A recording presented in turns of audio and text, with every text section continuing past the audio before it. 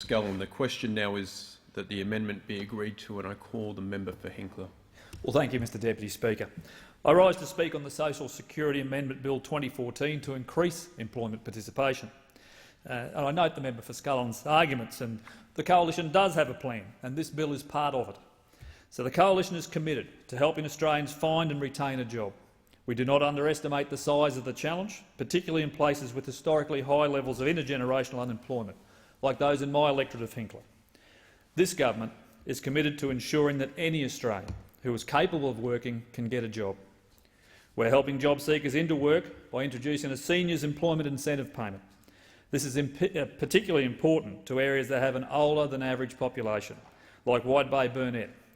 Business will receive a payment of up to $3,250 if they hire a job seeker over the age of 50 who has been unemployed for at least 6 months and is receiving income support.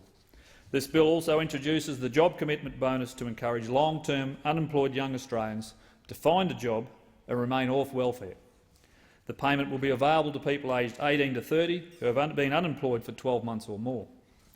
They will receive $2,500 when they remain off unemployment for 12 months and a further $4,000 when they've held down a job for 2 years.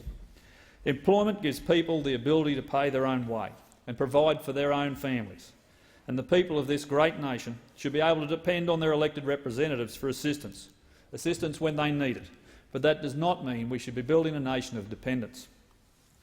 The Coalition has a proven track record of growing the economy, reducing debt and getting people into work and off unemployment benefits.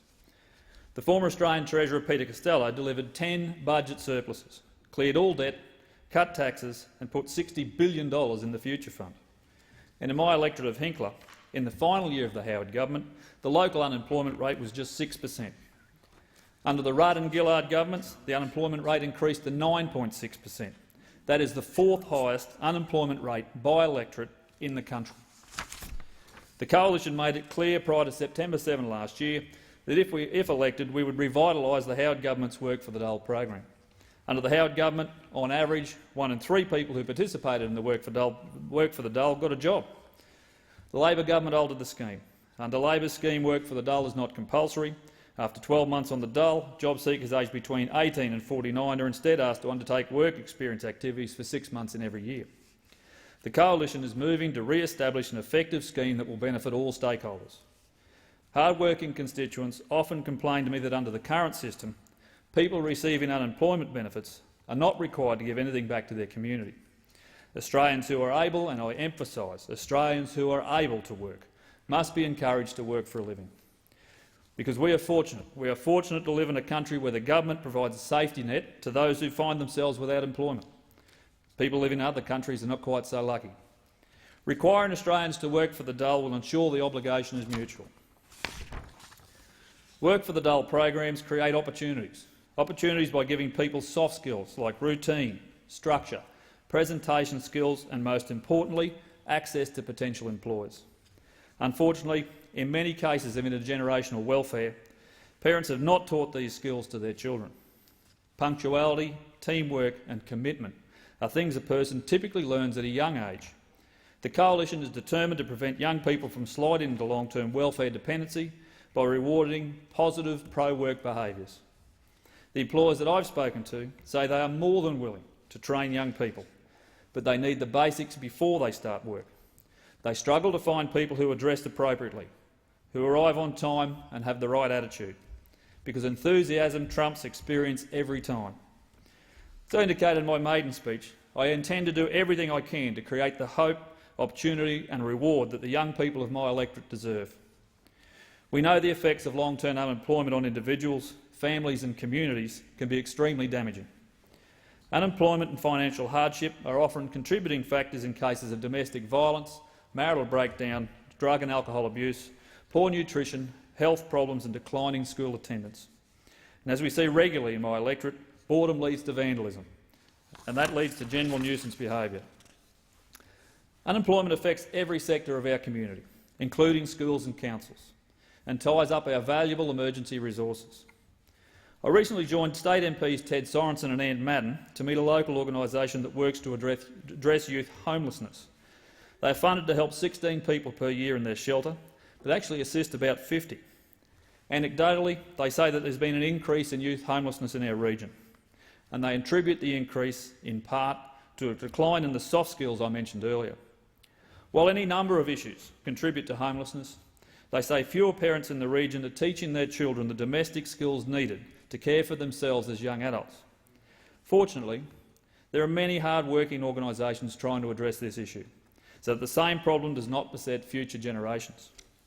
My electorate office is regularly contacted by people complaining that Centrelink has failed them, and in some cases, on further investigation, my staff discover the constituent has exhausted their advance payments or their loans from Centrelink, or they fail to attend a meeting with their job service provider, or fail to provide the necessary forms, or quite frankly, they just don't want to work.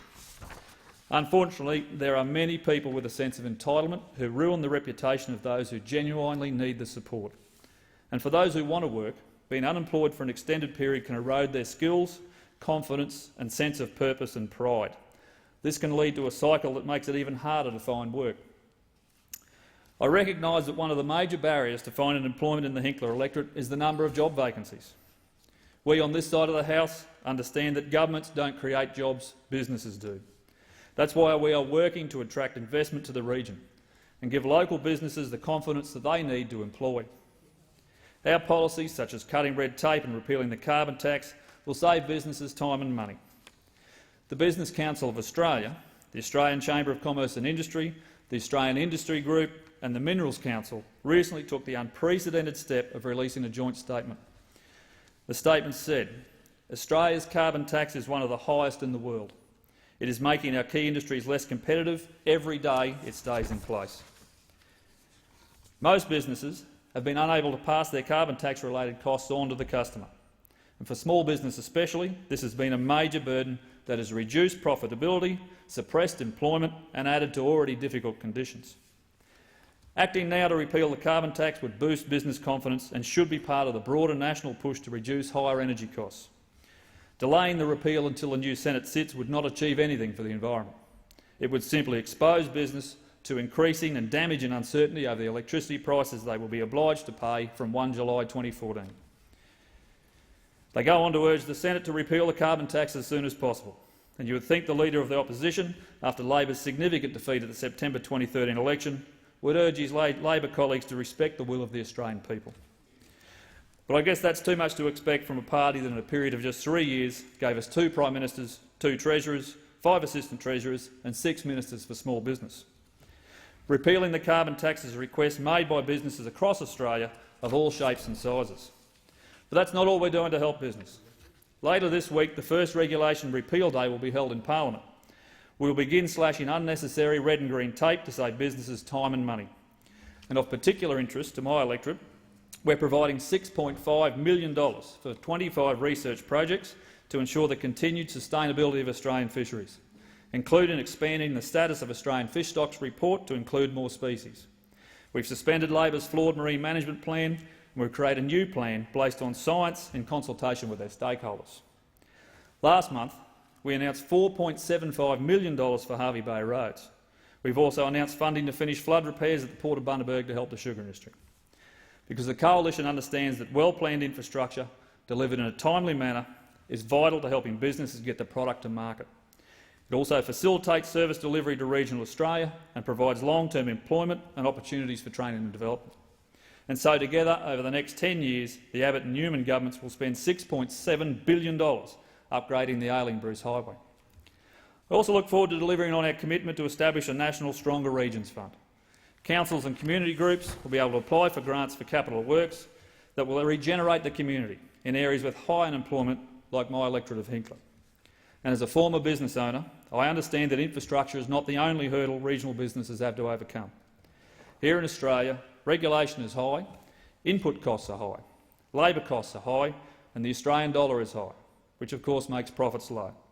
This all makes it difficult to expand. Our policies are giving business the confidence they need to employ. And earlier this year, Assistant Minister for Employment Luke Hartsucker and I met with local Job Services Australia provider Impact. During the visit, Impact advised the majority of their clients have a number of barriers to overcome before they can gain employment. Many are suffering from mental illness, relationship and family breakdown, lack of the soft skills, social isolation, poor communication and low self-esteem. Bundaberg's labour market comprises of a high proportion of small to medium-sized businesses with few large employers. And unfortunately, small businesses are not typically in a position to invest the time in training people without those soft skills. Job seekers who do not swim when they are thrown in the deep end are promptly returned to the unemployment queue. To combat this problem, Impact has established 5 social enterprises to provide entry-level employment opportunities. These enterprises include a jam-making business that operates from Appletree Creek in Bundaberg, a car detailing business, a fishing lure manufacturer, professional cleaning and home maintenance, and a drive-through laundry. Entry-level employees are mentored and supported for 6 months so that they can gain the necessary skills before they transition to the open labour market. These enterprises also provide Impact with another income stream, surplus to that provided by the government funding. While we're at Impact, I met a young job seeker who was highly motivated but financially and socially disadvantaged. Talking to him, I discovered he had an arrangement with the Impact board member, Bundaberg Regional Council Deputy Mayor David Batt. Councillor Batt promised to buy him a tie when he was successful in his endeavours, and given the job seeker's enthusiasm, I pulled the blue striped tie I was wearing from my neck and donated it to the cause.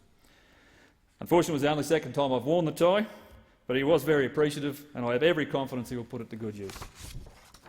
We're currently reviewing every aspect of Job Services Australia. We're reviewing the system to strike the right balance in flexible service delivery with an aim to implement a streamlined, more effective system from 2015. The key goal of the Job Services system is to get more people into work, and it is organisations like Impact that are making this goal a reality. Mr Hartsuker and I also met with members of various local Chamber of Commerce groups to discuss the Coalition's plan to deliver a stronger economy with more jobs. Unemployment is the single biggest issue in my region, and I'm thankful that the Minister could take the time to hear from locals and to outline how the government is working to get more people into work. This bill starts that process, and I commend it to the House.